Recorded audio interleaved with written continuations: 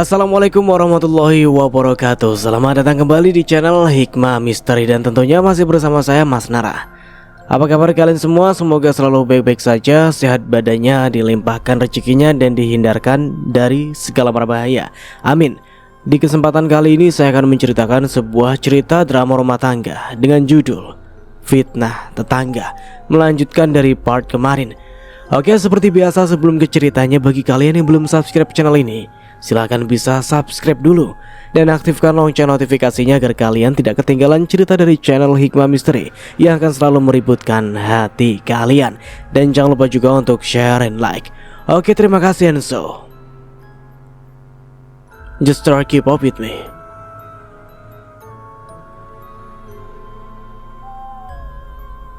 Aku merapikan lagi bunga yang baru saja kutabur, menyiramnya dengan air mawar, lalu mendekap buku Yasin bersambul hitam dengan hiasan fotonya di halaman pertama.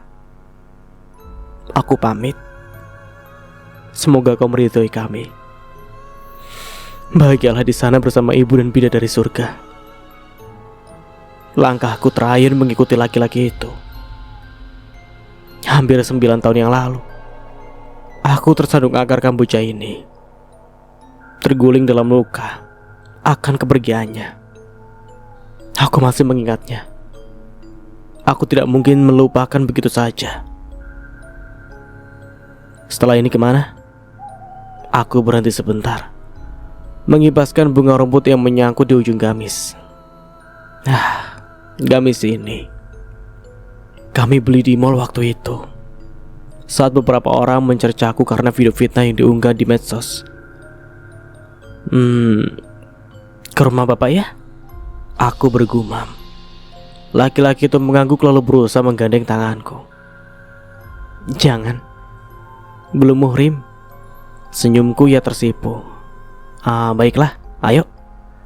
Matahari mulai menghilang, menyisakan pendar jingga.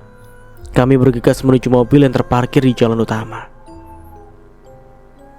Assalamualaikum, sapaku saat lelaki berpeci itu membuka pintu.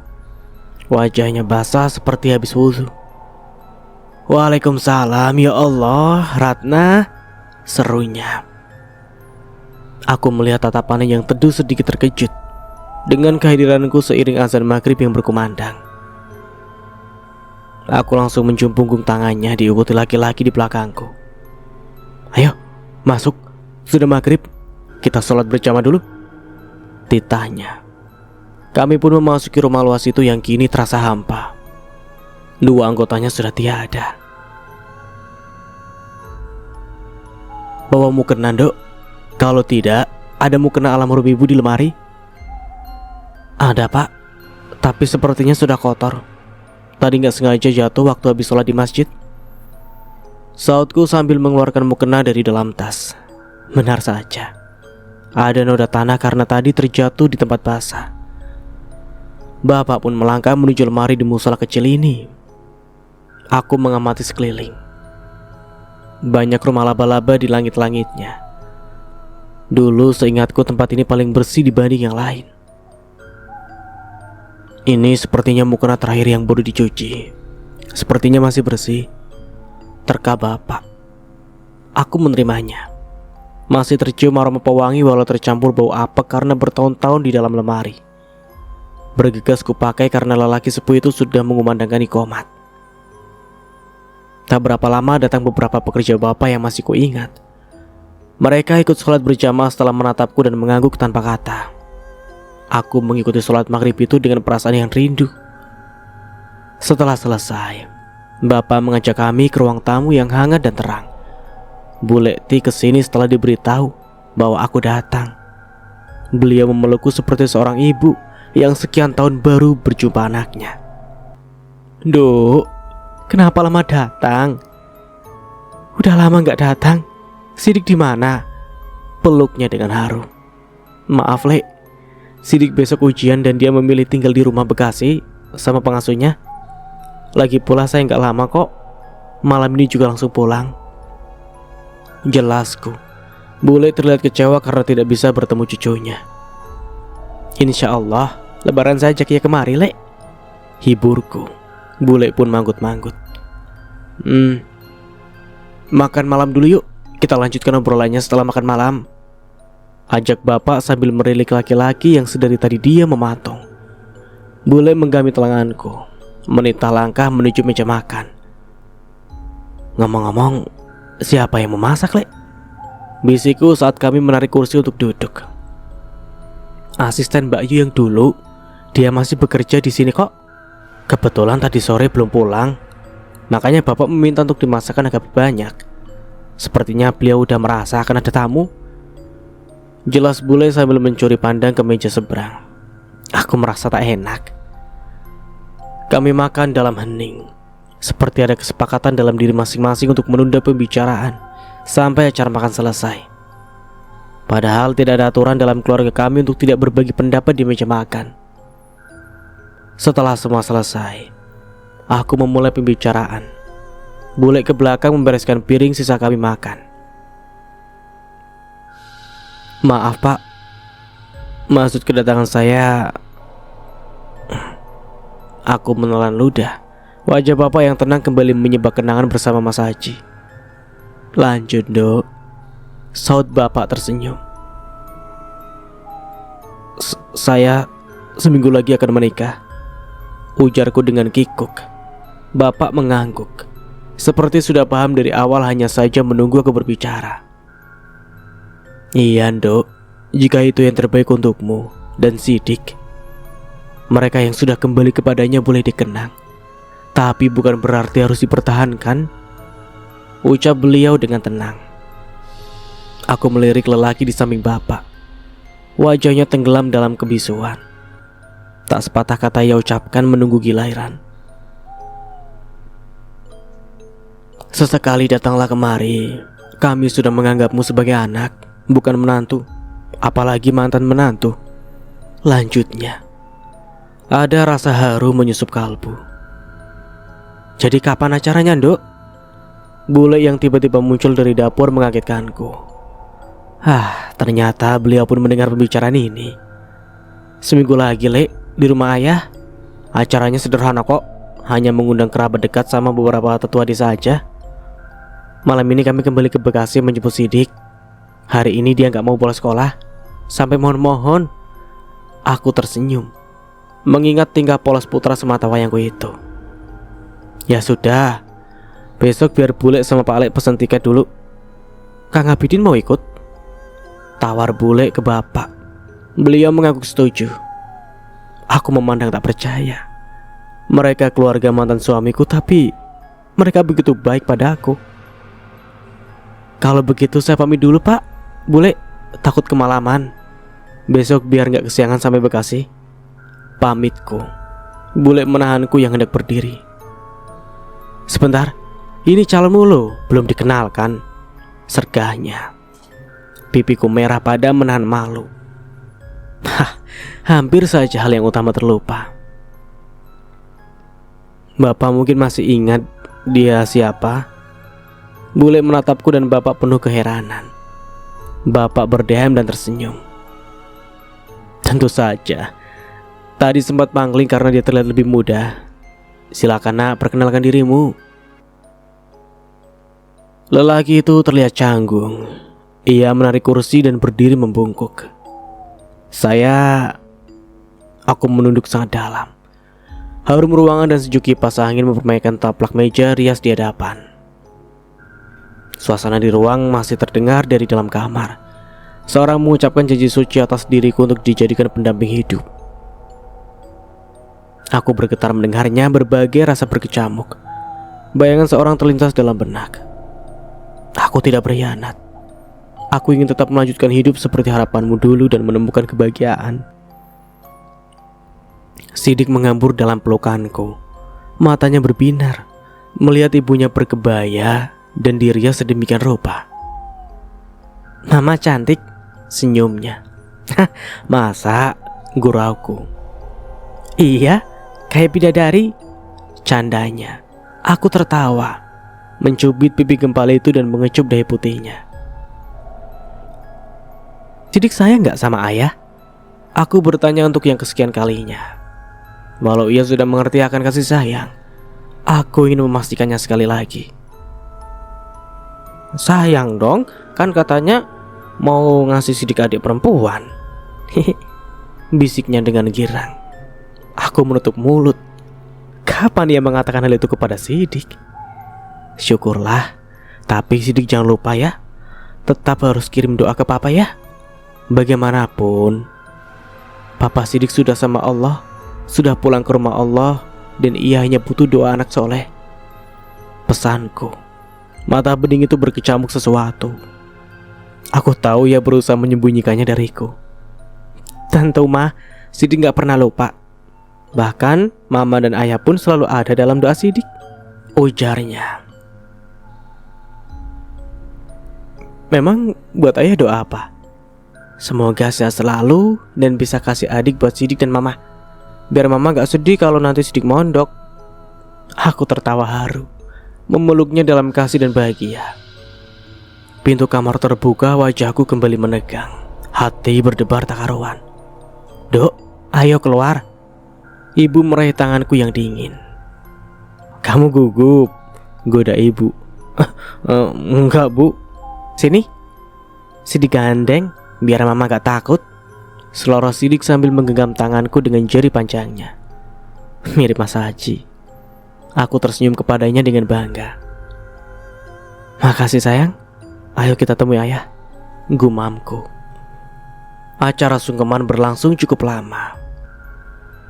Ibu membisikkan rentetan doa yang ku tahu ketulusan hati seorang ibu untuk kebahagiaanku yang kedua kalinya. Begitupun dengan ayah, lelaki hebat yang menghabiskan seluruh hidupnya hanya untuk ibu. Semoga ayah panjang umur bisa melengkapi kebahagiaan ibu sampai Allah berkehendak untuk berhenti. Gumamku saat beliau mengelus kepalaku. Selesai acara akad sederhana tersebut, kami hanya menyalami beberapa tamu saudara. Selanjutnya aku kembali ke kamar diikuti ibu. Sidik dan ayahnya bercengkrama sambil membahas jajanan pasar yang mereka makan. Kakeknya dengan sabar menjawab setiap pertanyaan jelinya tentang cara pembuatan masing-masing makanan yang semua ia suka, termasuk jenang, panganan khas orang Jawa saat hajatan. Ibu membantu melepaskan kerudung dan untayan melati di kepalaku. Harum bunga itu selalu membuatku tenang. Aku meminta untayan itu lalu meletakkannya di sandaran ranjang. Dulu kamu juga melakukan itu, ujar ibu dengan tersenyum. Iya bu. Alhamdulillah, ibu senang melihatmu kembali bangkit seperti ini. Rezeki, jodoh, nasib, semuanya di tangan Tuhan. Kita hanya perlu tawakal dan selalu husnuzon kepadanya, pesan ibu sambil melipat kerudung putih itu. Aku mengangguk. Tak ada kalimat ini untuk membahas setiap wejangannya. Aku hanya merekamnya baik-baik dan akan menyampaikannya kelak ke anak perempuanku. Kamu tidak pernah cerita bagaimana kalian bertemu lagi? Seingat ibu, dulu ia pergi ke luar negeri dan lama tidak kembali. Aku tersipu. Teringat perjalanan hidupku 12 tahun terakhir. Begitu banyak kelokan dan jalan terjal yang kulalui, tentang cinta, rezeki, dan air mata. 6 tahun lalu di taman bermain. Mama, teriakan gadis kecil itu membuatku gugup. Aku berusaha membantu mengeluarkan kaki kecilnya dari pagar besi. Entah bagaimana bisa kakinya tersangkut di sana. Ibu dari anak tersebut masih panik sambil mondar-mandir menelpon seseorang meminta bantuan. Suasana taman bermain mendadak ramai. Anak perempuan sebaya anakku itu masih menangis sambil mencoba menarik-narik kakinya yang memerah. Sayang, tenang dulu ya, jangan ditarik-tarik kakinya, bujuk ibunya. Seseorang berseragam hitam tergesa-gesa membelah kerumunan. Ia mengeluarkan gergaji besi dari dalam kotak. Besi pagar itu mulai ia potong dengan hati-hati, takut melukai kaki si anak. Aku mundur perlahan sambil memeluk balitaku yang menatap petugas keamanan taman tersebut. Tunggu, sepertinya tidak perlu dipotong. Salah seorang lelaki berkemeja biru membelah kerumunan. Om, kaki Hanum sakit, isak gadis kecil itu sambil menggenggam tangan ibunya. Hanum tenang dulu ya, Coba Om lihat. Lelaki itu melepas kaos kaki yang masih dikenakan gadis yang kini ku tahu bernama Hanum. Nah, coba Hanum ikuti perintah Om ya. Tarik nafas, buang perlahan. Hanum terlihat tenang dengan menarik nafasnya. Wajahnya tak sepucat tadi. Sekarang, lepaskan telapak kaki. Tenang ya. Relax. Putar ke kiri sedikit.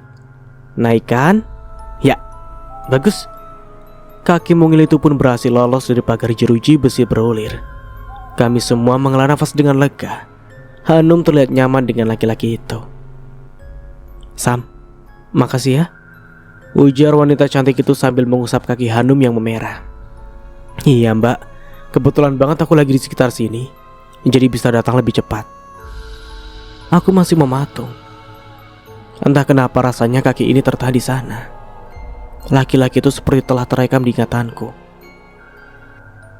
Tapi siapa? Kerumunan itu pun bubar. Mereka pergi setelah memberi nasihat si ibu untuk lebih berhati-hati. Memang sejak tadi kuperhatikan ia lebih asyik bermain dengan ponselnya daripada mengawasi putrinya.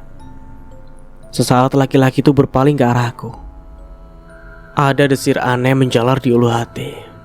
Ah, iya. Aku ingat wajah itu. Samsul? Tanyaku ragu. Ia terlihat terkejut dengan menautkan alisnya. Ya Allah, Ratna, tunjuknya. Aku mengangguk dan tersenyum simpul. Apa kabar? Ia menatapku seksama. Sidik melihat kami bergantian sambil memeluk erat tangan kiriku. Alhamdulillah baik. Kamu sendiri? Ia mengangguk menyatakan hal yang sama. Namun aku melihat hal lain di matanya. Ada kabut kesedihan di sana. Kalian saling kenal? Wanita cantik itu menatap kami bergantian. Aku salah tingkah. Iya, kami teman saat kuliah di Jogja dulu. Jelasku dengan kaku. Kami memang dulu sangat dekat. Bertiga dengan Mas Aji sering mengerjakan tugas bersama. Namun setelah aku dan Mas Aji menikah, ia tiba-tiba hilang kontak. Bahkan saat pernikahan kami, ia hanya mengirim karangan bunga dan bingkisan kado. Oh gitu. Jangan-jangan ini Ratna yang waktu itu? Mbak, Sela Samsul tersipu. Aku hanya memandang mereka dengan bingung. Oh iya, ini kakak sepupuku, Mbak Vina. Dan ini keponakanku Hanum. Ujarnya memperkenalkan wanita cantik yang dari tadi menarik perhatian. Aku tersenyum menyalaminya. Hanum, ini Tante Ratna, teman om waktu kuliah. Jelasnya ke gadis manis itu. Hanum tersenyum malu sambil menyalamiku. Gimana kabar Haji? Aku tersentak. Sesaat ada aliran listrik merenggut kepingan memori yang nyaris terpendam beberapa waktu ini. Sudah meninggal 3 tahun lalu. Suaraku mengambang seperti air mata yang nyaris tumpah. Mas Samsul terdiam cukup lama karena rasa kagetnya mendengar berita ini. Innalillahi wa inna ilaihi raji'un, gumamnya. Ada raut penyesalan dalam wajah tampannya.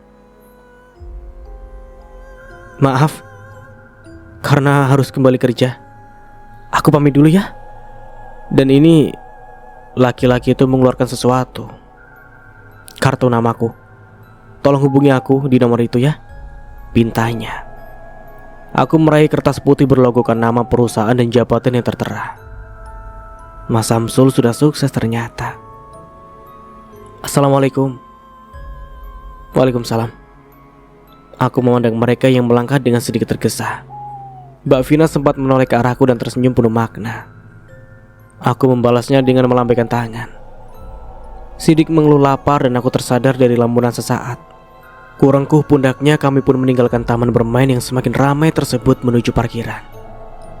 Sidik mau makan apa? Usapku lembut.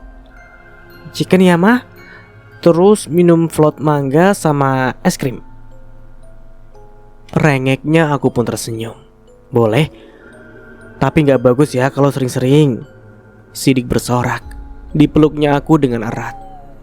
Ada harum menyusup kalbu melihat putra sematawayangku itu begitu tabah, walau besar tanpa seorang ayah. Kulajukan motorku menuju restoran cepat saji terdekat. Semenjak Mas Haji meninggal, aku memilih untuk kembali ke Bekasi dan membesarkan Sidik sendiri dengan membuka usaha menjahit di rumah sambil jualan online. Tabungan peninggalan Mas Haji kugunakan untuk modal membeli mesin jahit dan perlengkapannya. Beruntung dulu aku sempat kursus menjahit saat masih kuliah. Menjadi penjahit bukan cita-citaku, tapi memang hobi dari kecil. Ya, siapa sangka saat seperti ini ilmu itu sangat bermanfaat. Tiba di restoran, kami memesan 2 porsi ayam dan 2 minuman, serta es krim kesukaan Sidik. Aku mengajaknya mencuci tangan sambil menunggu pesanan siap. Saat pesanan datang, ada chat masuk dari nomor tak dikenal. Aku membiarkannya dan lebih memilih menikmati hidangan bersama Sidik. Malamnya, entah kenapa aku tidak bisa memejamkan mata. Bayangan Samsul tiba-tiba mengusik hatiku. Dulu kami sangat akrab, bahkan sudah seperti saudara. Namun sejak Mas Haji melamarku, hubungan kami mulai merenggang. Lalu perlahan ia pun menghilang. Ku cari kartu nama yang tadi ia berikan. Ku pandangi angka-angka itu dengan ragu. Lalu satu persatu ku salin ke ponsel. Aku teringat pesan yang belum terbaca tadi siang. Ku cari di antara tumpukan cat lain. Ketemu. Assalamualaikum. Apa kabar Mbak dan Sidik? Semoga baik-baik saja. Ini saya Bilal. Saya lihat nomor ini masih aktif, makanya saya kirim pesan. Saya harap hubungan silaturahmi kita masih terjaga. Aku menghela nafas berat. Mas Bilal, aku tidak membencinya, namun juga tak ingin menjalin komunikasi lagi dengannya. Waalaikumsalam. Alhamdulillah baik. Terkirim. Ku baca sekali lagi, terkesan kaku sekali. Mas Bilal apa kabar? Langsung dibaca, belum tidur rupanya. Alhamdulillah baik juga. Saya cuma mau pamit. Minggu depan saya keluar negeri. Ada teman yang memberitahu tempat terapi terbaik. Saya akan mencobanya. Aku termenung. Terapi? Terapi itu. Ku balas pesannya segera tanpa banyak tanya. Semoga lancar terapinya ya. Sebuah emotikon senyum ku sisipkan. Amin. Kalau boleh saya ingin bertemu Sidik sekali saja. Ada yang ingin saya berikan. Ku pandangi Sidik yang terlelap. Wajahnya teduh mirip sekali dengan Mas Haji. Dengkurannya sangat halus, nyaris tak pernah menggigau. Iya bisa, kapan? Hari Sabtu di restoran es. Aku mencari alamat restoran tersebut lewat map digital. Lumayan dekat. Jadi selama ini Mas Bilal tinggal di Bekasi kah? Aku memejamkan mata, membunuh rasa sepi dengan menggumamkan sholawat dan doa kebaikan untuk putraku. Tak lupa doa untuk Mas Haji agar selalu tenang di alam sana. Hari ini tidak banyak jahitan yang harus kuselesaikan. Aku menikmati waktu luang tersebut dengan mengajak Sidik menonton film kartun keluarga. Seekor ikan badut lucu yang tersesat di dunia manusia. Tak kusangka Sidik terseduh-seduh saat mereka akhirnya dipertemukan kembali. Mah, kalau papa masih hidup, apa kayak ayahnya Nemo? Sangat sayang sama Nemo, isaknya. Aku cukup terkejut dengan pertanyaan polosnya itu. Iya dong nak, pasti papa sayang banget sama Sidik. Kan Sidik anak pintar, soleh. Kecupku pada keningnya. Aku meraih ponsel yang sejak pagi belum kusentuh. Iseng ku buka kontak satu persatu. Muncul nama Samsul, foto profilnya dia sendiri. Apa dia belum menikah ya? Sidik memanggilku untuk mencarikan channel lain karena acara kartun sudah selesai. Aku mengambil alih remote-nya tanpa sadar Sidik memainkan ponselku asal. Aku terkejut saat ada chat masuk dari Samsul. Anak kalian ya? Ganteng. Ternyata Sidik telah menekan tombol kamera dan mengambil gambarnya sendiri, lalu mengirimkannya ke Samsul. Ya Allah Sam, maaf. Iya tadi itu Sidik namanya. Gak sengaja mainan ponselku lalu mengirim foto ke kamu. Samsul membalas dengan emotikon tertawa. Gak apa-apa. Berarti nomorku sudah kamu simpan ya? kenapa tidak menghubungi? Aku tercekat. Benar juga. Aku harus bilang apa ya? Iya maaf, balasku. Kamu gak tanya kabarku nih? Aku tersenyum. Samsul memang dari dulu selalu hangat. Dia sangat baik dan perhatian dengan siapapun. Iya, kamu belum menikah? Akhirnya pertanyaan itu terlontar juga. Lama Samsul hanya mengetik. Kupikir akan banyak yang ia ceritakan, namun ternyata hanya kalimat singkat yang membuatku terenyak. Sudah kok, tapi istriku sudah pulang bersama calon buah hatiku. Jariku bergetar, dada berdegup kencang. Mungkinkah? Terlihat ia mengetikkan sesuatu. Aku lebih memilih untuk menunggu. Setahun lalu aku menikah. Istriku sangat mirip denganmu. Bedanya ia belum berhijab. Namun beberapa bulan terakhir, saat ia dinyatakan hamil, hidayah itu datang. Ia mantap berhijab. Kamu tahu bahagianya aku mendapat 2 anugerah sekaligus? Tapi kebahagiaan itu hanya kusesap dalam sekejap. Mereka tertabrak mobil saat menyeberang jalan. Aku membaca pesan itu berulang-ulang. Ya Allah, Sam. Hari ini aku bersiap menemui Mas Bilal di restoran yang dia maksud. Sidik masih bertanya-tanya siapa orang yang akan mereka temui. Om Bilal namanya. Teman mama sama papa dulu. Jelasku. Kami pun menyewa taksi online. Meski bisa menggunakan motor, namun cuaca sepertinya akan sangat panas. Kasihan Sidik, karena walau lumayan dekat, jalur yang dilalui harus memutar. Kami sampai restoran lebih dulu dan mencari tempat duduk yang nyaman. Sidik pesankan milkshake sambil menunggu Mas Bilal. Selang 10 menit seorang laki-laki berkemeja putih datang. Wajahnya terlihat lebih segar, berbeda dengan 3 tahun lalu terakhir kali kami bertemu. Assalamualaikum. Sidik yang sedang menikmati minumannya menoleh, merengkuh tanganku. Waalaikumsalam. Nah, ini Om Bilal, nak. Ujarku. Sidik menatap laki-laki itu dengan malu-malu. Sidik. Wah, sudah besar ya sekarang. Makin ganteng, mirip. Mas Bilal menggodanya. Papa, saut Sidik malu-malu.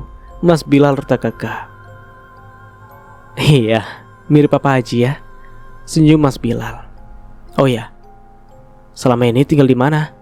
Tanya aku berbahasa basi setelah memilih menu makanan ringan untuk kami.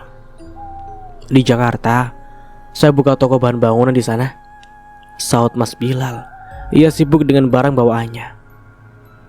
Oh ya Sidik, ini buat kamu. Semoga suka ya. Apa ini Mas? Aku menatap bingkisan besar tersebut. Cuma mainan kok. Ini mainan edukasi. Dulu saya beli saat Hani hamil, dan saya pikir bagus untuk Ali, tapi mungkin lebih cocok untuk Sidik.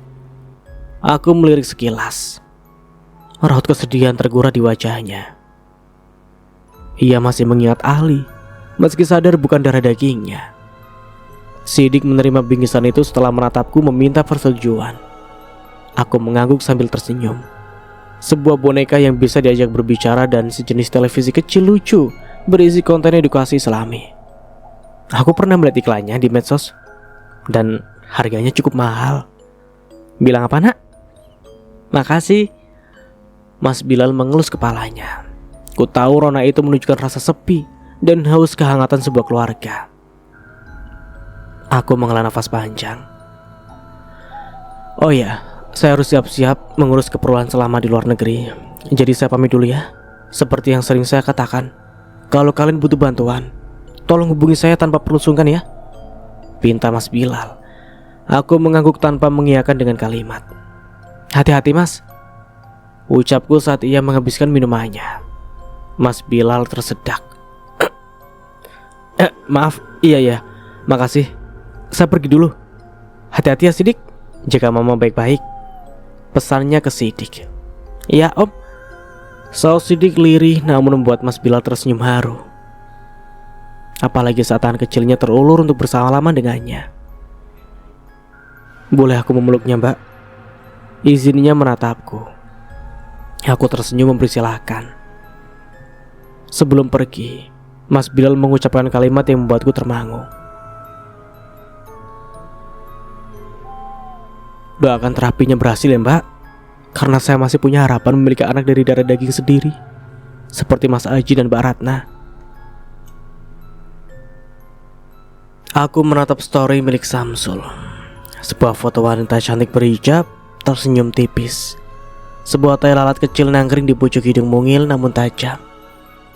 Sangat manis, serasi dengan lesung pipit yang menghiasi sudut bibirnya. "Istri ya?" tulisku membalas story itu karena penasaran. "Mantan istri sih tepatnya." Balasnya sangat cepat. Aku mengirimkan emotikon permintaan maaf. "Kamu ada waktu nggak? Bisa ketemu? Ajak anakku sekalian. Banyak yang ingin kubicarakan setelah bertahun-tahun tak bertemu." Aku menatap jahitan yang sebentar lagi selesai. Pundakku lelah sekali. Ingin rasanya merebahkan diri. Sidik bermain mobil-mobilan. Terdengar dari suaranya yang menderu menirukan bunyi knalpot. "Baiklah, kapan?" "Sesempatmu aja," balasnya sambil menyisipkan emotikon tersenyum. Sore ini bisa. Tunggu aku menyelesaikan satu jahitan lagi." Kami pun sepakat bertemu di restoran keluarga terdekat yang memiliki area bermain anak. Samsul akan membawa Hanum untuk menemani Sidik. Setelah merapikan peralatan jahit yang berserak, ku dekati Sidik yang terlihat mengantuk. Bocah 3 tahun itu tidak pernah merengek kecuali saat sakit dan terluka parah. Aku mengelus kepalanya dan mengajak cuci tangan. "Kita tidur dulu yuk, nanti sore jalan-jalan," ucapku. "Yeay, kemana mah?" Nanti deh, pasti Sidik suka." Kami pun membersihkan diri sebentar. Kulirik jam di dapur masih pukul 10:30. Aku berniat tidur sebentar sampai zuhur. Kubuka ponsel sebentar memastikan tak ada chat penting yang kulewatkan. Biasanya pelanggan jahitku suka meminta dipercepat atau ada perubahan ukuran. Syukurlah tidak ada. Aku bisa tidur dengan tenang. Entah kenapa tiba-tiba aku teringat kontak Mas Bilal. Kulihat percakapan kami terakhir. Statusnya terakhir keaktif 1 hari yang lalu. Mungkin di sana ia ganti nomor. Singkatnya, setahun yang lalu istriku kecelakaan, tertabrak mobil. Saat itu ia sedang menyeberang jalan ke arahku yang menungguinya di dalam mobil sambil menerima telepon klien. Aku seakan tak percaya saat tiba-tiba sebuah mobil yang terparkir di belakangku melesat dan menghantam perutnya.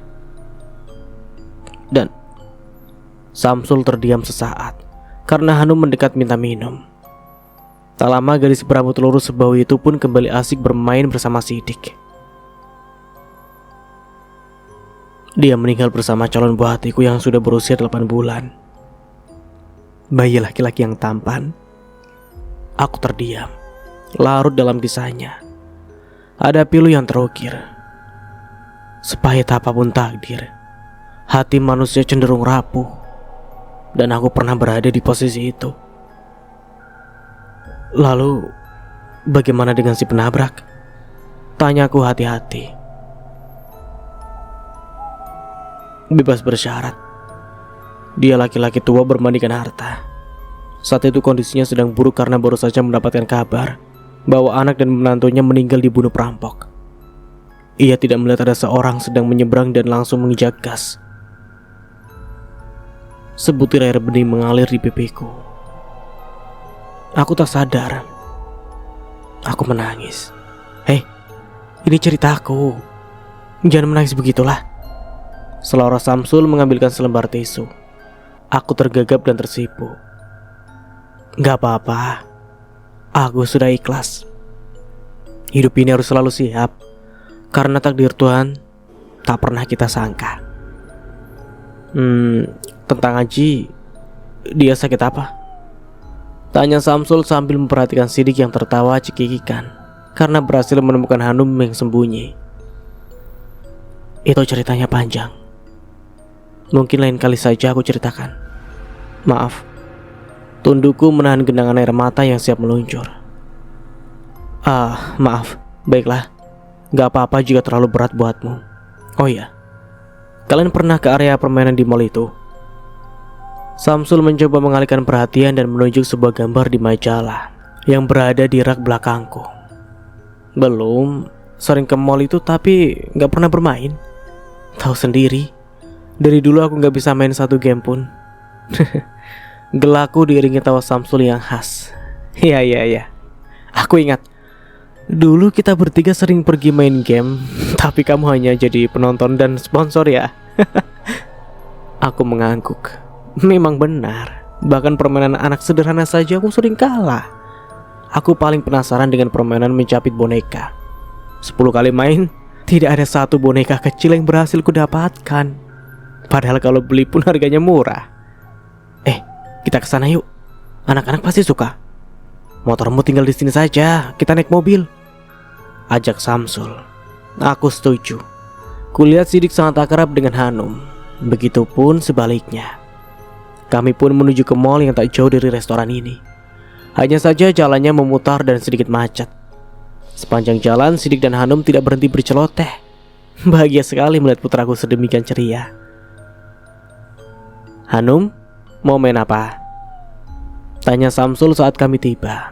Gadis itu celingak-celinguk mencari sesuatu. Trampolin. Hanum mau ke trampolin sama Sidik ya om? Serunya. Sidik yang berada di gendongan Samsul melonjak-lonjak setuju. Kami pun membawa mereka ke sana.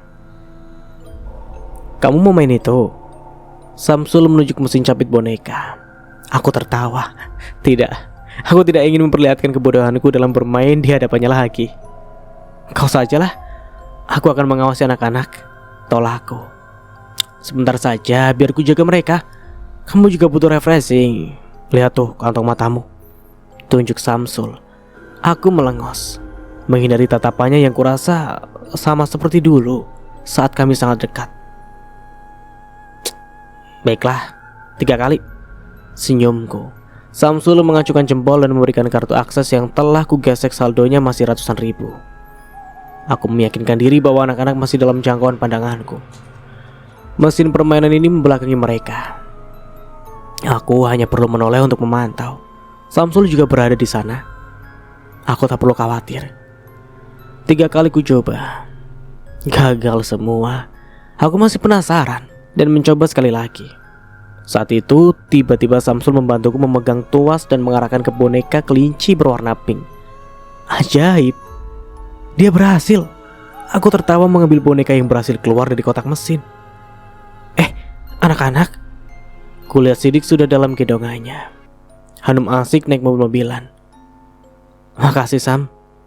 Ku ambil alih Sidik dan memberikan boneka itu kepadanya. Aku baru sadar, ternyata tadi kami sempat bersentuhan, dan saat mengingatnya membuatku berdebar. Sepertinya Sidik sudah lelah. Kita pulang dulu yuk. Sudah hampir maghrib juga. Lain kali kita main lagi, ujar Samsul sambil melihat jam tangannya. Aku setuju. Untunglah Hanum juga menurut saat kami mengajaknya pulang. Aku antar saja ya. Kasian Sidik kalau ketiduran di jalan. Lagian angin malam gak bagus buat anak kecil. Tapi motorku? Gak apa-apa. Nanti aku minta tolong orang buat antar ke rumahmu. Sidik terlelap dalam pangkuan. Hal itu membuatku setuju dengan usulnya walau khawatir dengan gosip tetangga. Ya, keselamatan Sidik yang utama lah. Tiba di depan rumah, aku menyerahkan kunci motorku ke Samsul. Aku tidak ada pilihan lain daripada besok aku kembali ke sana hanya untuk mengambil motor tersebut. Plat nomor dan jenis motornya aku kirim lewat chat ya, ujarku. Samsul pun tersenyum. Siap nyonya, kamu istirahat aja. Besok pagi biar diantar kemari. Aku segera masuk rumah, takut menciptakan gosip baru. Ku gendong Sidik yang tak terbangun sama sekali. Tubuh gempalnya lumayan berat, apalagi sekarang sejak lepas ASI, minum susunya sangat kuat. Untunglah selalu ada rezeki untuk kebutuhannya. Sebulan sekali kakeknya mengirim uang. Sampai sekarang hanya ia cucu satu-satunya, karena Mbak Afi belum juga memiliki anak. Untuk makan sehari-hari aku tak pernah kekurangan. Uang peninggalan Mas Haji masih kusimpan untuk sekolah sidik nanti. Karena itulah aku membuka usaha jati ini. Selain memenuhi kebutuhan harian, untuk menghindari gunjingan tetangga seperti waktu itu. Entah siapa yang memulai berita ini. Suatu ketika Mbak Ajeng datang kepadaku dengan wajah tak enak. Ia meminta maaf berkali-kali dan menanyakan pertanyaan yang membuatku terheran-heran. Apa benar Mbak Ratna melakukan itu? Jadi simpanan suami orang dan tiap bulan mendapatkan jatah uang? Tanyanya dengan tak enak. Astagfirullahaladzim, ya Allah, seruku. Gelas yang sedang kupegang sampai terjatuh saking kagetnya. Mbak Ajeng nyaris menangis karena merasa bersalah. Maaf Mbak, saya bukan bermaksud menuduh, tapi orang-orang itu selalu mengunjungi Mbak Ratna. Saya merasa risih, lirihnya. Aku tersenyum menenangkan. Gak apa-apa Mbak, saya hanya kaget. Sebentar saya ambilkan minum lagi. Sahutku lalu bergegas ke dapur membuatkan minum lagi sekalian mengambil sapu dan kain pel. Saya gak mau tahu siapa yang pertama kali menyebarkan berita buruk itu. Tapi Mbak Ajeng perlu tahu, kakeknya Sidik, bapaknya almarhum Mas Aji, tiap bulan selalu mengirimkan uang untuk kebutuhan Sidik. Sedang untuk makan saya menggunakan uang hasil jualan online. Jadi tidak ada yang namanya simpanan suami orang atau hal buruk seperti itu, ujarku dengan tegas. Mbak Ajeng memelukku dan meminta maaf. Kukatakan tidak ada yang perlu dimaafkan, karena ini bukan salahnya. Kalau begitu saya pamit dulu ya Mbak. Sekali lagi saya minta maaf. Bukan maksud saya menanggapi gosip mereka, tapi saya ingin memastikan hal itu tidak benar, karena saya percaya sama Mbak Ratna. Aku tersenyum, membalas pelukannya dengan hangat. Mbak Ajeng satu-satunya orang yang tidak termakan gosip, termasuk saat dulu Mbak Hani berulah. Dan aku sangat menghargai itu. Esoknya, saat aku memandikan Sidik, terdengar suara motor dari luar pagar. Iya, suara motorku. Mungkin sudah diantar oleh orang suruhan Samsul. Assalamualaikum, Mbak. Motornya saya taruh di mana ya ini? Aku bergegas membungkus badan Sidik dengan handuk lalu menemui orang tersebut. Waalaikumsalam. Bawa masuk sekalian aja Mas. Makasih ya. Aku kembali masuk ke rumah setelah membuka pagar, berniat mengambil beberapa lembar uang untuk upah. Ini ada sedikit rezeki. Maaf ya merepotkan, ujarku sambil mengelurkan selembar uang biru.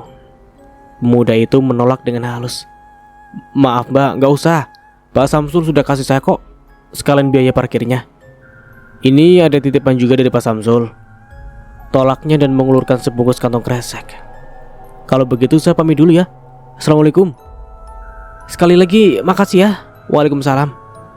Aku kembali mengunci pintu pagar dan memeriksa si bungkusan tersebut. Ternyata martabak manis. Sam, apa dia memiliki usaha makanan ini juga? Assalamualaikum Sam. Makasih ya, motorku sudah sampai. Martabaknya enak. Ini milikmu. Aku belum pernah lihat di sekitar sini.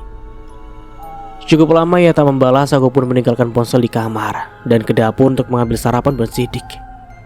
Mah, Sidik mau itu. Tunjuk Sidik ke kotak martabak yang setengah terbuka di meja makan. Mau martabak? Ya sudah, ayo ke depan. Kita makan sama-sama, ajakku. Saat tengah mengelap mulut Sidik yang terkena coklat, ada panggilan masuk. Aku beranjak ke kamar mengambil ponsel. Samsul. Iya Sam, maaf baru balas. Tadi ada briefing sebentar. Iya itu usaha baruku, martabak manis. Bagaimana? Enak gak? Iya sudah lumayan kok. Cuma terlalu manis kebanyakan susu. Oh iya ya, aku lupa. Kamu tidak terlalu suka manis. Maaf deh. Lain kali aku bawain yang sesuai seleramu. Sudah dulu ya nak. Salam buat Sidik ganteng. Assalamualaikum. Aku menutup telepon dengan senyum tergurat. Samsul masih ingat selera aku. Aku tak habis pikir. Dulu kami sangat dekat, tapi tiba-tiba ia menghilang bak ditelan bumi, lalu muncul kembali saat hatiku mulai menerima kebaikan Mas Haji. Mungkin suatu saat nanti akan kutanyakan alasannya. Hari ini Aku akan masak ayam goreng asam manis kesukaan Sidik. Namun sayang saus tomatnya habis. Ku ajak Sidik ke warung sebentar sekalian mengantarkan jahitan gamis milik Bu Sardi. Sidik sudah mau punya papa baru ya? Sindir pemilik warung sambil tersenyum ke arahku. Sidik yang sedang memilih permen menatapku bingung. Maaf Bu, ini totalnya berapa? Kilaku tak menanggapi pertanyaan tadi. Raut wajahnya berubah masam karena ku abaikan. 10.000 sama permen, ketusnya. Aku segera membayar dan berlalu meninggalkan ia yang ngedumel. Janda simpanan suami orang aja bangga. Aku istighfar sebanyak yang ku mampu. Apa seburuk itukah status janda di mata mereka? Hingga sederet fitnah tak henti menderaku. Berkali-kali bertubi-tubi. Ku genggam tangan mungil Sidik yang menatapku. Papa Sidik sudah sama Allah kan, Ma? Papa baru itu siapa? Aku berhenti melangkah. Kurangku tubuh mungilnya dengan erat. Sepucuk duri merobek luka yang nyaris kering, menyisakan pedih yang tak pernah ingin kutunjukkan kepada malaikat kecilku. Iya nak, makanya Sidik belajar yang rajin, jadi anak soleh, biar papa senang di surga. Bisikku. Sidik mengangguk dan memberikan sebungkus permen kepada aku. Mama jangan sedih, makan permen ya, biar senang gak Sidik. Senyumnya riang. Aku tertawa, mengacak rambut ikalnya. Ku bimbing langkahnya dengan perasaan syukur memiliki anugerah terindah seperti ini. Di tengah jalan kami berpapasan dengan Bu Sardi. Kebetulan sekali aku akan ke rumahnya mengantarkan jahitan. Bu, kebetulan sekali saya nganterin gamisnya, sapa aku. Pantasan saya ke rumah sepi. Ya sudah gak apa-apa, saya bawa sekalian. Sidik makan apa tuh? Sidik meringis, menunjukkan permen yang sedang di kolomnya. Bu Sardi tertawa, mencubit pipinya dengan gemas. Oh ya Mbak, yang kemarin nganterin pakai mobil itu siapa? Bu Sardi memelankan suaranya. Aku tertegun, ternyata kemarin ada yang memperhatikan kami. Teman saya dan Mas Aji waktu kuliah Bu. Bu Sardi tahu dari siapa? Bu Atun, katanya kemarin habis maghrib dia lihat Mbak Ratna dan Sidik diantar laki-laki ganteng. Aku menarik nafas, menjelaskan apa yang terjadi kemarin walau entah berguna atau tidak. Ada rasa sesal saat kemarin bertemu Samsul. Bagaimanapun status janda sangatlah rawan menjadi bahan gibahan manusia pengusik hidup orang. Sejak hari itu, aku membatasi diri keluar rumah. Ku jelaskan hal ini ke Samsul saat ia kembali mengajak bertemu dengan alasan Hanum ingin bermain dengan Sidik. Ya untungnya dia paham dengan kondisiku. Kami pun berkomunikasi hanya lewat ponsel. Ia pun sering mengirim makanan kami lewat ojek online. Aku selalu merasa tidak enak, takut merepotkan, dan jika sampai tetangga tahu, pasti akan menguar gosip tak sedap. Aku gak merasa repot kok. Kamu kan selalu sibuk, takutnya gak sempat masak, ucapnya saat kuutarakan keresahanku lewat telepon. Bukan itu. Aku khawatir saat tetangga tahu makan itu dari kamu, aku jadi bahan gosip baru, keluhku. Samsul terdiam sesaat dan sejak saat itu pun tidak lagi mengirimkan makanan untuk kami. Aku merasa tidak enak. Apa ia tersinggung dengan ucapanku ya? Hingga seminggu ia tak lagi menghubungiku. Ada rasa bersalah menyusup relung hati. Akankah ia pergi lagi seperti saat itu? Aku ingin tahu kenapa waktu itu kau menghilang. Ku kirim pesan itu tengah malam, ketika mata sangat sulit terpejam. Entah kenapa bayangan Samsul mengusik ketentramanku selama ini. Apa belum terlambat jika ku katakan sekarang? Ia langsung membalas sebelum aku sempat bernafas. Darahku terkesiap. Tidak, katakan saja. Dulu aku mencintaimu, tapi sepertinya hatimu lebih bertaut kepada Aji. Itu sebabnya aku pikir lebih baik aku yang pergi. Sungguh, aku sangat tidak punya rasa malu jika mengingat malam itu. Bagaimana mungkin aku menanyakan alasan di masa lalu kepada orang yang baru saja patah hati? Aku terlalu egois mementingkan diriku dan rasa penasaran ini, hingga tak sadar membuka luka lama seseorang. Seseorang yang dulu mencintaiku tanpa pernah mengusik kehidupan lain yang kupilih. Maaf Sam, Hari ini kuhabiskan waktu hanya bermain dengan Sidik. Aku tidak bersemangat mengerjakan jahitan yang menumpuk. Pikiranku kusut, lebih masai dari gulungan benang yang tersangkut pada mesin rusak. Mama sakit. Kok nggak kerja? Sidik menatapku dengan mata polosnya. Aku menggeleng dan tertawa melihat tingkahnya yang beripas aji saat khawatir. Enggak nak, Mama cuma mau main sama Sidik kok. Sautku mencium keningnya. Kami benar-benar menghabiskan waktu bersama hanya dengan bermain. Kumatikan ponsel, aku tak ingin terganggu dengan hal apapun. Saat lapar, aku mengajak Sidik membuat nasi goreng. Ya seperti yang selalu kulakukan dengan Mas Haji. Melihatnya makannya dengan lahap semakin membuatku rindu akan sosok itu. Sidik mau cemilan apa? Roti. Aku teringat roti. Ya roti kopi buatan Mas Haji. Ku cari resepnya di internet, kebetulan semua bahan tersedia di rumah. Bahkan aku melihat video tutorialnya karena baru pertama kali membuatnya. Syukurlah, hasilnya cukup memuaskan, hanya kurang renyah di bagian toppingnya.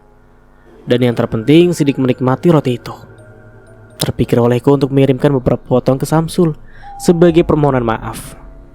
Tapi ada sisi lain dari jiwa ini yang melakukan penolakan. Ya khawatir justru akan kembali mengusik hidupnya. Malam ini kembali kulalui bersama sepi dan gejolak hati. Aku terus memikirkan Samsul, tentang perasaannya dulu. Kenapa baru kau katakan sekarang?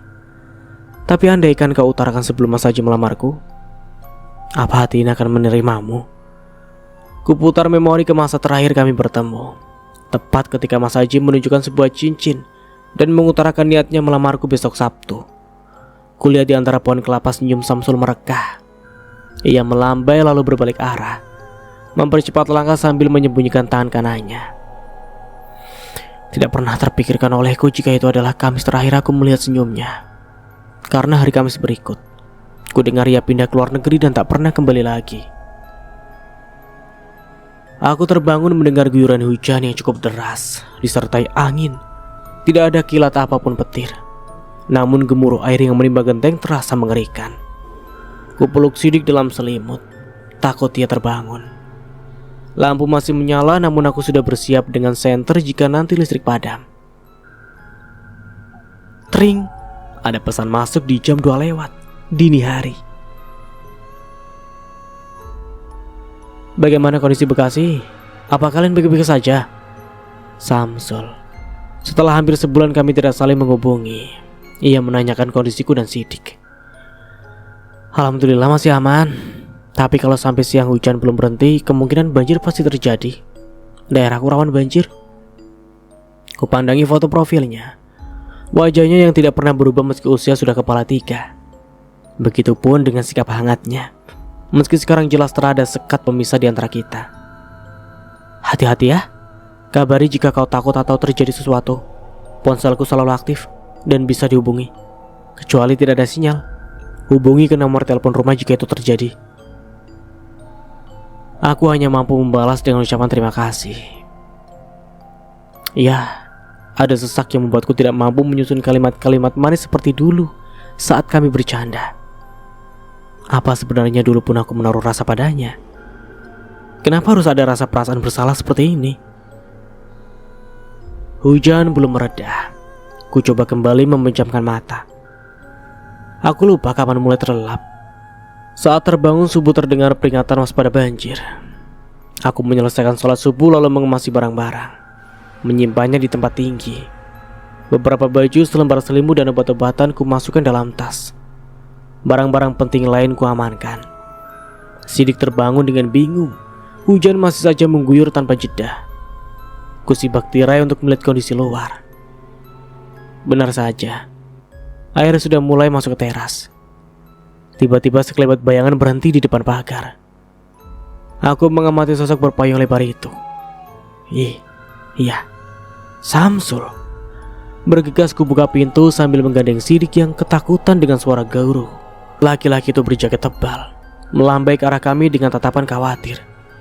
Bawa barang seperlunya aja, ujarnya sambil menggendong Sidik ke pundak. Kita mau kemana? Ke tempat yang aman. Mobilku ada di luar komplek. Karena sudah gak bisa masuk. Ayo, sebelum air tambah tinggi, ajaknya sambil menyerahkan sebuah payung lagi kepada aku. Aku mengekor di belakangnya. Setelah mengunci semua pintu, jalanan memang sudah terendam hampir selutut. Aku melangkah perlahan, takut terperosok. Beberapa kali ular air melintas di dekat kaki, membuatku gemetar dan tak kuasa untuk kembali melangkah. Pegang lenganku, kalau takut. Samsul mendekatkan siku kanannya kepada aku, sedang tangan kiri menyangga tubuh Sidik. Aku mengabaikannya dan menyembunyikan wajahku dan berpaling ke arah lain. Namun saat ekor katak hinggap di paha, mau tidak mau kurangku juga lengan itu. Samsul dan Sidik tertawa cekikikan melihatku yang setengah mati menahan geli. Nah, udah sampai. Sidik menggigil kedinginan meski telah kupakaikan jaket tebal. Aku memeluknya dengan erat, mencoba memberikan kehangatan. Kalian mau makan sesuatu? Samsul mengelap wajahnya dengan handuk kecil. Di ruangan mobil ini bau tercium parfumnya yang dari dulu tidak pernah diganti. Aku menatap Sidik. Sidik mau apa? Ayam goreng, sahutnya. Aku memandang jalanan yang lenggang. Tidak ada penjual apapun. Sepertinya tidak ada penjual makanan sama sekali, gumamku. Mau ke restoran cepat saji? Ada yang buka 24 jam? Usul Samsul. Aku mencoba membujuk Sidik untuk makan bubur ayam saja. Mungkin nanti banyak yang jual. Tapi anak itu tetap mau ayam goreng. Ya sudah, kita ke sana. Aku mengalah. Sepanjang perjalanan kami saling diam. Hanya Sidik yang sesekali menyanyi dalam gumaman. Aku enggan membuka mulut walau banyak yang ingin kutanyakan. Namun kalimat-kalimat itu serasa membeku. Menatap wajah Samsul aku tak mampu. Kami tiba di restoran saat hari mulai terang. Namun hujan masih dengan ganas mengguyur ibu kota. Samsul memandang bawahan gamisku. Alisnya bertaut. Dari tadi bajumu basah. Bawa baju ganti gak? Aku memang menahan dingin sejak tadi. Gara-gara katak, ujung gamisku basah cukup banyak. Bawa kok. Ganti dulu Ki, nanti masuk angin. Biar aku dan Sidik masuk dulu. Ayo sayang. Samsul menggendong Sidik dan menggunakan payung besar yang tadi ia gunakan. Anak itu terlihat nyaman dengannya, padahal baru beberapa kali bertemu. Aku gak suka melakukan hal-hal repot. Jadi begini saja bukan apa-apa buatku, balasnya dengan ringan. Soal perasaanku dulu, jangan kau pikirkan jika itu membuat hubungan kita menjadi canggung. Lanjutnya, seolah mengerti apa yang kurasakan. Aku menarik nafas, membuangnya perlahan, mencoba memahami apa yang ia katakan. Jangan dipikirkan. Tapi bagaimana bisa lupa? Karena kehadirannya sekarang seolah menyamarkan luka yang baru saja pulih. Baiklah. Tapi kau tahu kan bagaimana pandangan masyarakat akan status janda? Setiap gerak-geriknya selalu menjadi bahan gosipan. Aku menatap hal lain. Entah kenapa sesak ini membuat mata terasa panas. Kalau begitu, ya udah menikah saja. Hujan di luar seakan mengantarkan petir yang menyambar jantungku. Menghentikannya sesaat menyesakkan. Aku kehilangan semua kata.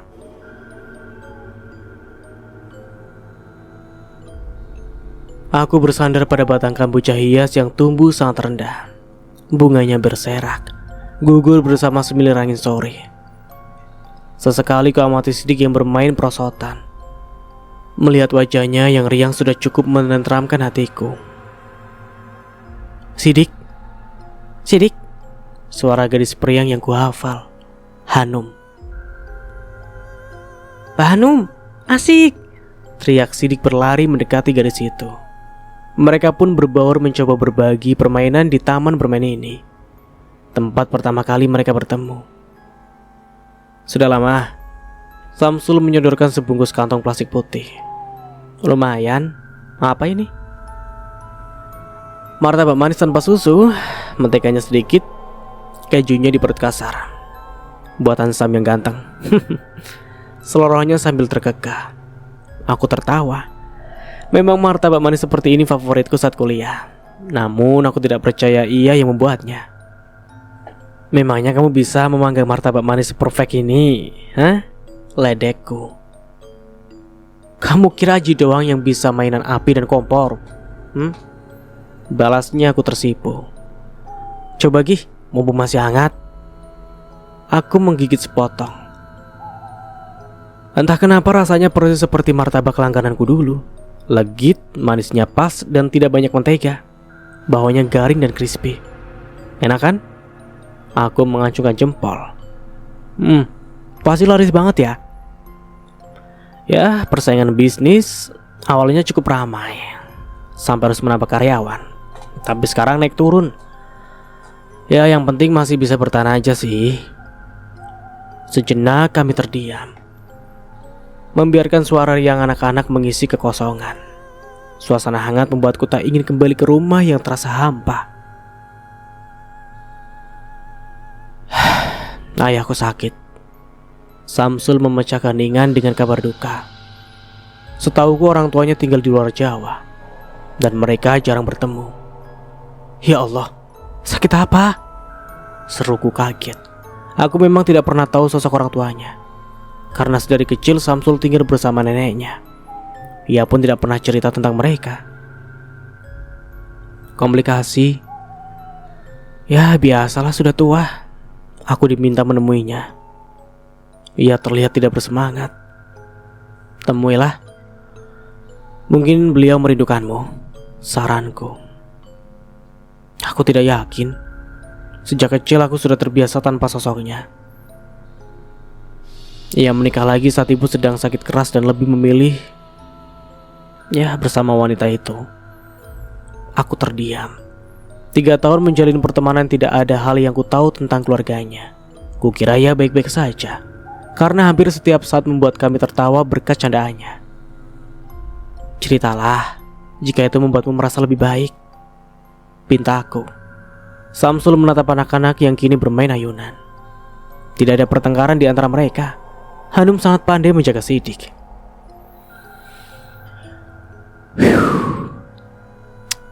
Ayahku dulu tinggal di Jawa sebagai sopir truk antar kota bahkan provinsi.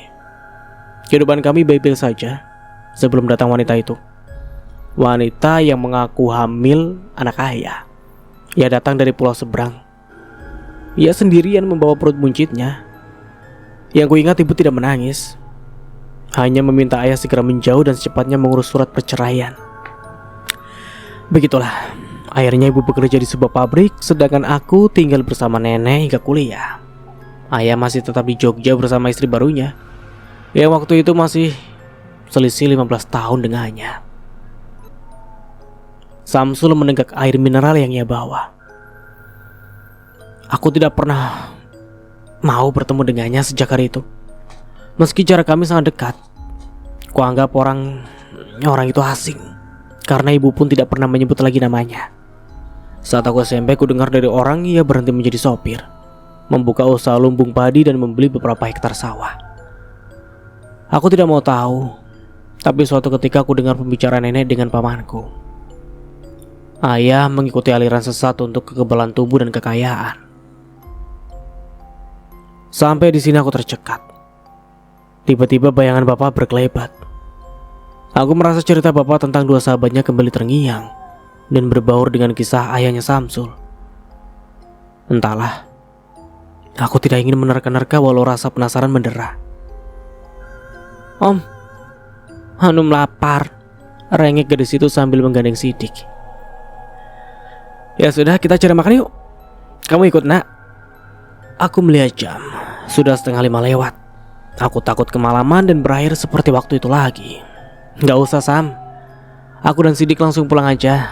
Nanti di rumah kita bisa masak. Oh ya, terima kasih ya martabaknya.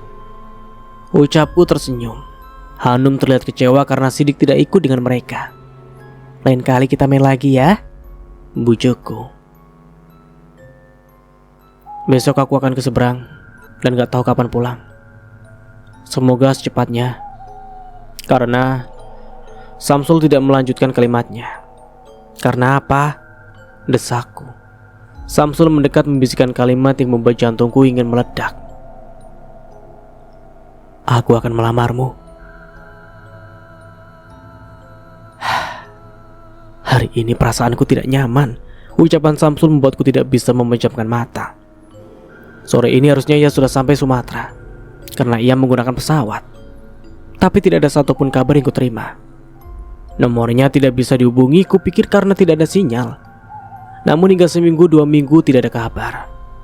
Dan aku khawatir terjadi sesuatu. Tapi tidak ada yang bisa kulakukan. Aku tidak tahu alamat bahkan nomor Mbak Vina, ibunya Hanum. Kuredam gelisah ini sendirian hingga genap 1 bulan. Entah beberapa kali bulan berganti. Aku mulai menyerah dengan harapan yang terlalu jauh dari jangkauan. Ya, aku biarkan hati ini kembali membeku setelah mengikhlaskan kuncupannya yang nyaris mekar. Layu dan tergerus waktu. Kutata masa depan Sidik dengan lapang dada, memakaikan seragam sekolah pertamanya hingga menyusun cita-cita berdua. 5 tahun terasa singkat kulalui. Sidik anak yang pintar dan penurut. Ia selalu pulang sekolah tepat waktu, bahkan membantu mengurus rumah ketika jahatanku menggunung. Kukira aku sudah cukup dengan semua itu, hingga suatu pagi pintu rumahku diketuk oleh ia yang nyaris hilang dalam ingatan. Sam? Aku nyaris terjerembab karena tak percaya dengan yang kulihat. Tangan itu segera meraih lenganku. Ratna, maaf. Apa yang terjadi? Bisikku menahan gumpalan air mata yang siap meluncur. 5 tahun. Kuanggap itu waktu yang singkat, karena aku mati-matian membunuh rasa agar tidak merana. Tapi munculnya pagi ini seolah membalikan fakta bahwa waktu itu berjalan selama setengah abad. Aku tidak bisa mangkir bahwa aku masih menantinya. Masuklah. Aku beringsut ke dalam dan menyuruhnya duduk setelah mampu menguasai diri. Kuseret langkah ke dapur untuk mengambilkannya minum. Tapi ternyata air mataku tumpah di atas wastafel. Aku tidak tahu harus menumbuhkan rasa apa lagi. 5 menit aku hanya mematung, membiarkan butir demi butir tergelincir dan melegakan dadaku. Ku ambil cangkir, ku seduh kopi hitam tanpa gula. Ya, seingatku, itu minuman kesukaannya. Samsul menyesap kopi yang mengeluarkan asap tipis tersebut. Ia tertegun memandangku. Kau kehabisan gula? Aku melayangkan pandang ke langit-langit, menahan butiran hangat yang terus mendesak ingin terjun kembali. Bukankah itu kesukaanmu, kopi hitam tanpa gula? Samsul tersenyum, kembali menikmati kopi itu hingga tersisa ampasnya saja. Kemejanya terlihat kusut. Potongan rambutnya pun sangat berantakan. Ya udah, sekarang jelaskan, selagi aku masih mau mendengar. Tegasku. Apa kamu marah? Maaf. Karena ada hal yang gak pernah aku sangka. Ayahku meninggal dan selama ini aku masih di Jakarta.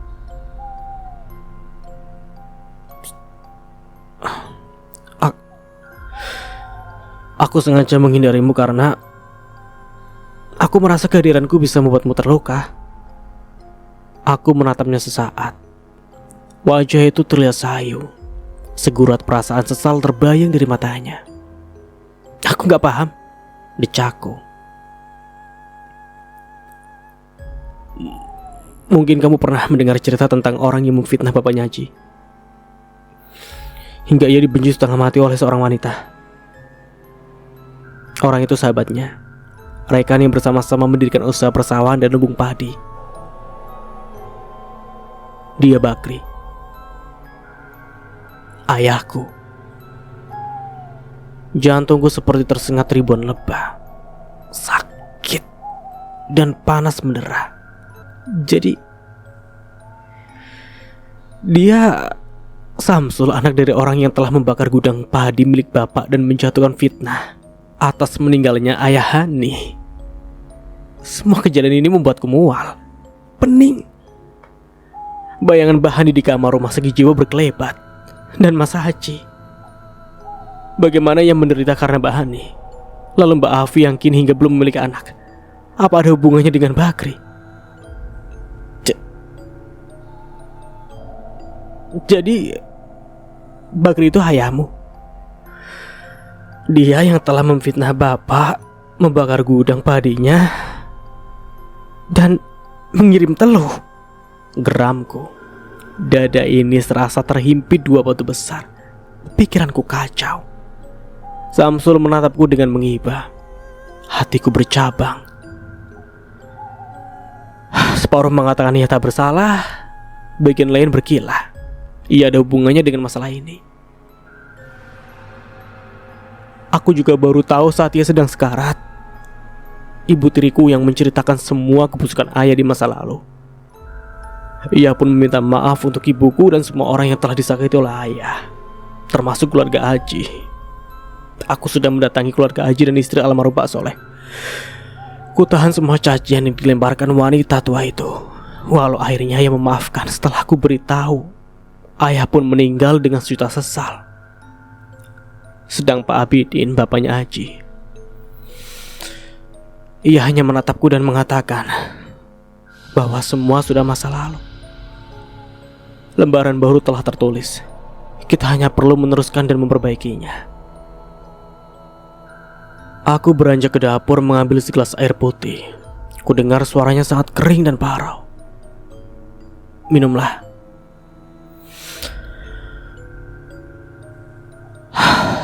Sejak saat itu, aku memilih menjauh dari kehidupanmu. Kupikir lebih baik menyembunyikan luka ini, karena aku sadar semua berkaitan dengan jalan hidupmu bersama Haji. Tapi semakin lama, justru rasa bersalah itu kian menumpuk, berbaur dengan rindu yang membuatku tersadar aku masih mencintaimu sama seperti dulu. Samsul menatapku lekat, seakan tak membiarkan jantung ini berirama dengan semestinya. Hatiku mencair, kehangatan yang ia pancarkan menghapus gumpalan es yang sempat membelenggu. Bukan salahmu. Gak ada yang perlu dimaafkan. Kalau begitu, aku ingin tahu perasaanmu. Apa kau mencintaiku? Aku terdiam. Bukan aku tidak tahu jawabannya, tapi lidah ini terasa keluh.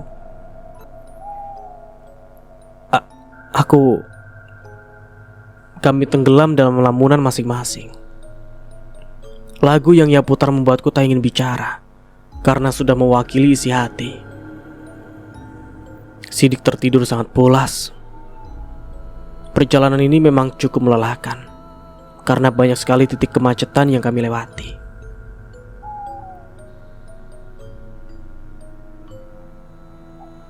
Kapan terakhir kali kamu menemuinya? Samsul melirikku sekilas. Aku gak pernah melihatnya sejak hari itu, sautku. Ku dengar dari mantan suaminya, ia masih dirawat. Biayanya? Mantan suaminya yang menanggung. Samsul berdecak, matanya terbelalak. Mungkin ia sama herannya denganku dulu. Namanya Mas Bilal. Panjang kisahnya kalau diceritakan, tentang pertemuannya dengan Mbak Hani hingga menikah dan berakhir seperti ini. Aku menggeser lengan yang pegal karena menyangga tubuh Sidik. Kamu tahu banyak soal dia? Sindir Samsul sambil merengut. Aku tertawa melihat ekspresinya yang mirip Hanum saat kesal. Dia yang cerita kok. Mobil mulai memasuki gerbang rumah sakit. Ada rasa enggan saat mengingat siapa orang yang akan kami temui. Bukan aku dendam, tapi tidak kutemukan kalimat yang pas jika nanti terpaksa harus menyapanya. Kamu ikut kan? Samsul membuka sabuk pengamannya. Aku mengangguk ragu. Laki-laki itu meyakinkanku, hanya sebentar demi memenuhi janjinya terhadap ibu Mbak Hani. Kami mulai menelusuri lorong yang lenggang menuju sebuah kamar bersama seorang petugas. Setelah melapor dan menjelaskan tujuan kami, Samsul meminta waktu sebentar untuk ngobrol di taman dekat kamar bersama wanita yang sedang menonton televisi tersebut. Petugas itu mengizinkan karena kondisi mental pasien sudah lebih baik, walau tetap harus dalam pengawasan. Aku berdiri lumayan jauh dari mereka. Mbah Hani terlihat sehat dan terawat. Ia terlihat biasa saja saat mengobrol dengan Samsul. Beberapa kali mengangguk lalu mengusap air mata di pipi. Ia menangis. "Nak," Samsul memanggil, membuat jantungku berdegup kencang. Ada rasa mual yang mendesak perut. Aku sangat gugup. "Iya." Aku mendekat perlahan. Mbah Hani menatapku dengan sendu. "Apa kabar, Nak?" Ia tersenyum tipis. Senyum yang tak pernah kulihat sebelumnya. Baik." Mbah Hani sendiri bagaimana?" Ku beranikan diri menatapnya lebih lama. Wajahnya agak pucat, namun rona ketenangan terpancar dari matanya.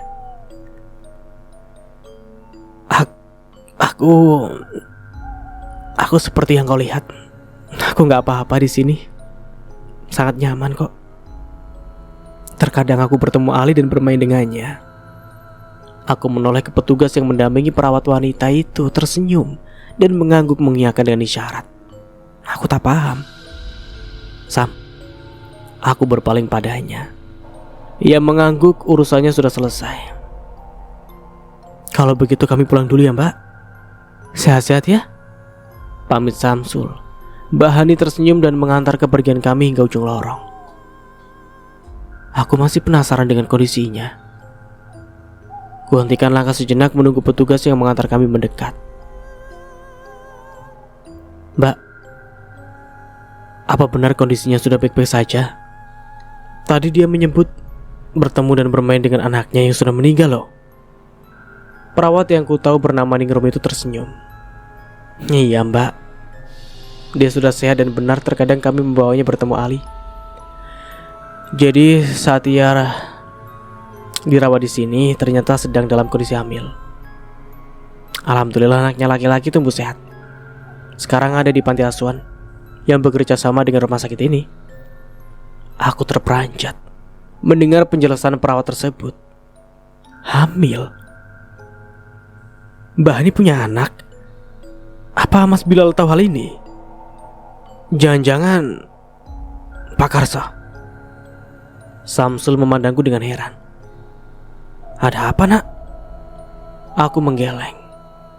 Mungkin lebih baik tidak kuceritakan dulu perihal Mbak Hani ini ke Samsul. Aku harus fokus ke hal lain. Pernikahan kami beberapa bulan lagi. Sidik masih sibuk memilah barang-barang di kamarnya. 2 dus besar sudah penuh berisi buku dan mainan. Baju-bajunya sudah kurapikan. Rumah sekecil ini banyak juga barangnya.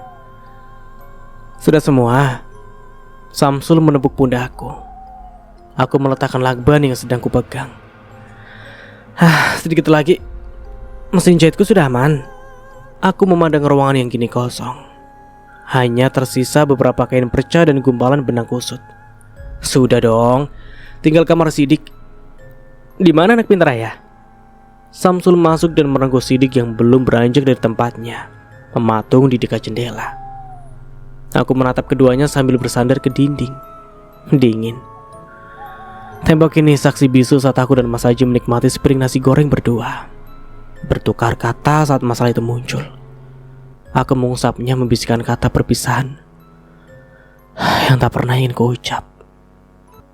Rumah ini memberiku banyak arti kehidupan rumah tangga. "Assalamualaikum." Aku hafal suara itu. "Waalaikumsalam." "Masuk, Bu. Maaf ya, berantakan banget." Aku mengajak Bu Sardi masuk. "Maaf ya, Mbak, baru sempat kesini. Gak bisa bantu-bantu deh. Soalnya baru pulang tadi pagi dari rumah anak. Dapat kabar Mbak Ratna mau pindah." "Gak apa-apa, Bu. Ini udah selesai kok." "Maaf ya, Mbak, kalau selama ini saya banyak salah. Pasti bakal kangen banget sama Sidik." Ujar Bu Sardi sedih. Kami pun berpelukan. "Saya juga minta maaf ya, Bu. Terima kasih karena selama ini Ibu sudah seperti keluarga saya sendiri." Ucapku dengan haru. Sidik keluar bersama Samsul yang mengangkat kardus. Mata anak itu sembab. Aku tahu ya sedih. Nak, ayo pamit dulu sama Bu Sardi. Ajakku anak itu memeluk Bu Sardi dengan erat. Selama ini beliaulah yang membantuku mengasuh Sidik. Hati-hati Le, sekolah yang pintar, ngaji bakti sama mama dan ayah ya. Pesan Bu Sardi mengusap rambutnya. Ku dengar ia terisak, tak ada sepatah kata pun yang ia ucapkan. Jangan sedih, kapan-kapan Sidik boleh main kesini, jenguk Bu Sardi. Bujuk Samsul menepuk pundaknya. Anak itu menyeka air matanya. Samsul mengecek kembali seluruh ruangan. Beberapa orang yang membantu kepindahan kami bilang sudah siap. Nah, semua sudah beres. Ayo kita berangkat. Aku memeluk Bu Sardi sekali lagi sebelum naik ke mobil. Dari kejauhan terlihat Mbak Ajeng berlari, beberapa ibu-ibu pun mengikutinya. Mbak Ratna, Mbak. Ia memelukku dengan erat. Ada yang berbeda. Ia sepertinya bertambah gemuk. Maaf ya Mbak Ajeng, kalau saya banyak salah. Mbak Ajeng terisak. Ia menuntun tanganku ke perutnya. Saya hamil Mbak. Alhamdulillah. Sayang sekali Mbak Ratna pindah rumah ya. Alhamdulillah. Iya Mbak. Saya harus ikut suami. Lain kali kita bisa bertemu lagi kok. Saya cuma pindah ke Jakarta. Senyumku. Saya pamit dulu ya. Assalamualaikum. Kami pun meninggalkan komplek ini diiringi lambaian tangan mereka. Kulihat Bu Atun menggandeng anaknya sambil terisak. Aku tersenyum kepadanya. Tidak ada dendam apapun yang kutinggalkan di sini. Semua sudah menjadi catatan masa lalu. Sekarang aku mulai membuka lembaran baru, menemukan nahkoda hebat untuk membangun baterai yang kuat. Samsul menggenggam tanganku. Ada desi rindu yang mengisi ruang hampa di palung jiwa. Kami melempar senyum. Meski belum sempat berbulan madu, aku sudah menemukan manisnya hidup saat pertama kali ia mengikrarkan janji suci. Tin. Sebuah mobil memasuki gerbang kompleks saat kami hendak keluar. Kacanya terbuka, memperlihatkan sosok yang tak asing di mata. Mas Bilal. Ia terkejut melihatku berada dalam mobil bersama seseorang. Tidak ada kata yang ia ucap, hanya seulas senyum penuh bimbang. Dilajukannya mobil putih itu dan sekilas-sekilas sesuatu yang menarik perhatian. Sebuah kotak merah kecil di dashboard. Kotak cincin. Dan cerita pun selesai. Oke, akhirnya cerita ini pun selesai. Semoga kita bisa mengambil hikmahnya dari cerita di atas. Seperti biasa, ambil sisi positifnya dan buang sisi negatifnya. Dan tentunya dari Mas Nara mohon maaf ya bila ada salah kata atau dalam penyampaian cerita. Akhir kata, wassalamualaikum warahmatullahi wabarakatuh. Sampai jumpa di video berikutnya. Sampai jumpa dan bye-bye.